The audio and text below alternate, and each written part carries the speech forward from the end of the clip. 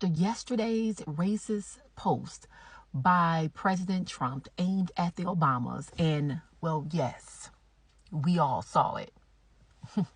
It left many people wondering, how in the hell are these people still so unbothered? And well, if you've been following me in my Dr. Jen fashion, I have to break this down real quick. And stick with me because you already know I'm going somewhere. Let me first be clear.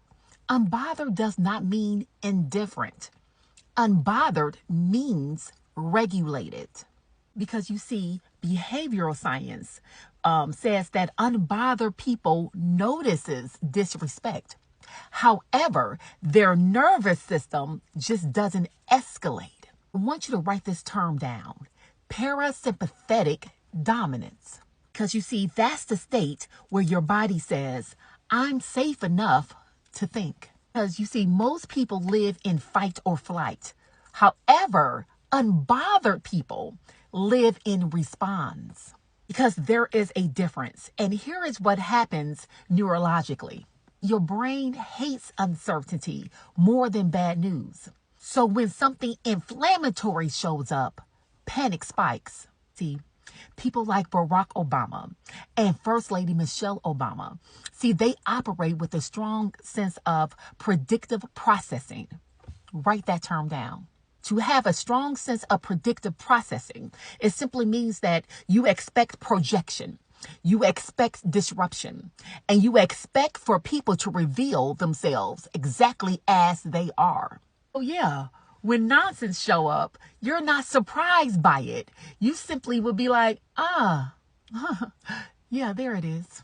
No outrage, addiction, no performance. Here is where most people get confused. Unbotheredness is rooted in a term called locus of control. Write that down. It simply means this. I am responsible for what I do, how I move, and how I respond. I am not responsible for managing other people's emotions, their moods, their reactions, what they say, their problem, or their provocations. You see, unbothered people do not outsource their nervous system. They don't allow other people to decide who deserves their energy. They are clear on what is theirs, and they leave the rest where it belongs. I'm going to stop there because I've already talked too much. I'm an educator, so I teach this in real life in my student success course.